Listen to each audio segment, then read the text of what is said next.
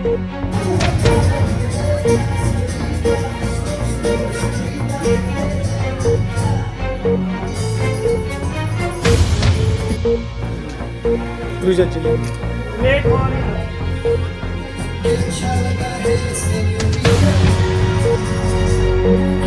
पहले तो ऑर्गेनाइजर्स को बधाई देना चाहूंगी, क्योंकि ये इस प्रकार के जो कार्यक्रम होते हैं ना, वो अपने बच्चों के भीतर की क्षमता को बाहर लाने में मदद करते हैं। ये जो आत्मविश्वास को डेवलप कर रहे हैं, वो किसी भी क्षेत्र में जाएंगे तो उसमें आगे बढ़ने में उनकी मदद करेंगे, और यही उम्र है जब वो अपनी क्षमताओं को पहचानेंगे और आजमगढ़ का नाम रोशन करेंगे। इस तरीके के जो प्रोग्राम्स ऑर्गेनाइज किए जा रहे हैं, ये यूथ को किस तरीके से उनके करियर में बूस्टअप दे सकते हैं? देखिए, मैं समझती हूँ कि हर किसी को तो इसको करियर के तौर पे लेना संभव नहीं है और लेना भी नहीं चाहिए, पर जब हम बड़े हो रहे होते हैं ना, मैं अपना एक्सपीरियंस बताऊं तो मैंने बहुत थिएटर किया है, और वो थिएटर ने मेरे में वो क्षमता विकसित की कि मैं गांव में रह के काम कर पा रही हूँ। हम अपनी शारीरिक क्षमताओं को जानते हैं, हम हमारे भीतर रहे कौशल को जानते हैं, मेरी आवाज कहाँ से निकलेगी, कितनी मेरी बुलंद आवाज हो सकती है। ये जो टैलेंट प्रोग्राम्स है वो अपने आप से रूबरू करवाते हैं, ये हम दूसरों के लिए नहीं करते, हम अपने आप से रूबरू होते हैं। हम अपने भीतर झांक के देखते हैं कि हमारे भीतर क्या क्या क्षमताएं पड़ी हुई है और उसको उजागर करते हैं। तो ये युवाओं के लिए बहुत जरूरी कार्यक्रम है। वो अपनी क्षमताओं को पहचानते हैं, आत्मविश्वास के साथ आगे बढ़ते हैं, तो किसी भी क्षेत्र में वो अपना नाम रोशन कर सकते हैं। ये मिस्टर और मिस आजमगढ़ आइकॉन का एक प्रोग्राम ऑर्गेनाइज किया गया है, जिसकी वर्कशॉप विगत 2 महीनों से चल रही है। ये दुर्गा शक्ति सेवा ट्रस्ट के बैनर से हो रहा है, जिसकी मैं चेयरमैन हूँ। मेरा नाम पूजा सिंह है और विगत 2024 की मिसेस इंडिया आइकॉन और मिसेस आजमगढ़ भी रह चुकी हूँ। मैम, ये जो प्रोग्राम आप ऑर्गेनाइज कर रही हैं, इसके पीछे आपकी क्या मंशा थी, क्या सोच के आपने इस तरीके का प्रोग्राम ऑर्गेनाइज? देखिए, मॉडलिंग और फैशन शो सबसे बड़ी चीज होती है आपकी स्पीकिंग स्किल।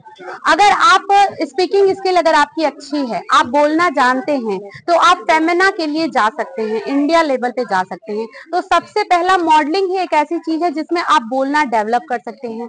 आपका बच्चा किसी भी इंटरव्यू में अगर जाएगा तो इतने लोगों के बीच में बोलने के लिए उसकी धड़क खुली रहेगी कि फिर वो 4 लोग के बीच में इंटरव्यू देना उसके लिए कोई बहुत बड़ी बात नहीं रहेगी। तो एजुकेशनल लेवल से बच्चों की स्पीकिंग स्किल को बढ़ाने का मुझे लगा कि यही वे अच्छा है, तो मैंने इसलिए ये फैशन शो ऑर्गेनाइज किया है, जिससे बच्चे लोगों को फेस कर सकें और उनकी धड़क खुले और वो बोलना जाने और वो हर क्वेश्चन का जवाब दे सकें। देखिए, ऐसा है कि जब मैं फर्स्ट टाइम आजमगढ़ से कनेक्टेड हुआ था तो मुझे उस शो से बहुत डिसअपॉइंटेड हुआ था। उसके बाद मुझे जब ये प्लानिंग हुई तो मुझे ये चीज लगा कि नहीं, आजमगढ़ को आगे बढ़ना चाहिए। आजमगढ़ में भी अच्छे अच्छे टैलेंट्स हैं, तो इनको आगे बढ़ाना चाहिए जैसे भी हो सकता है। Being a fashion designer, being a celebrity designer, मुझे लगता है कि कहीं भी किसी भी जगह पे अगर कोई भी टैलेंट है तो उसको बढ़ाना चाहिए। और इसमें सबसे बड़ा श्रेय पूजा मैम का है कि पूजा मैम ने आजमगढ़ को एकदम रिप्रेजेंट किया है। सर, इस तरीके का शो जो छोटे छोटे शहरों में क्लास 2 और क्लास 3 जैसे शहरों में ऑर्गेनाइज होता है, ये किस तरीके से नई जनरेशन को बूस्ट देगा, उनके करियर को बूस्ट दे सकता है? देखिए, बेसिकली क्या है ना कि आजकल की जनरेशन ऐसी है ना कि क्रिएटिव माइंड में ज्यादा चलती है, तो वो लोगों के अंदर जो चीजें हिडन हो रखी है, लोगों को ये चीज पता नहीं है, और उस चीज को निकालने के लिए बेसिकली ये शो किया जाता है। और जितने भी आप कंटेस्टेंट्स आपने देखे होंगे शोज में, तो उनका क्या होता है कि उनके अंदर इस चीज को करने से उनके अंदर कॉन्फिडेंस आता है, लोगों से मिलने का वो तरीका सीखते हैं और बात करने का तरीका सीखते हैं, कहीं बैठने उठने का तरीका सीखते हैं। तो ये बेसिकली इसलिए होता है कि आपके अंदर की जो भी चीजें हिडन टैलेंट है उनको निखारा जा सके। तो आजमगढ़ के यूथ को आप क्या सजेशन देना चाहेंगे कि वो इस सेक्टर में और अच्छा कैसे कर सकते हैं? मैं यही सजेशन देना चाहूंगा कि सबसे बड़ी चीज कि आप अपने ऊपर कॉन्फिडेंस रखें, और कोई भी शोज हो, चाहे यहाँ हो चाहे आजमगढ़ के बाहर हो, कहीं भी हो, आप उसमें पार्टिसिपेट जरूर करें, क्योंकि पार्टिसिपेट करने से ही आप किसी चीज में इन्वॉल्व होते हैं।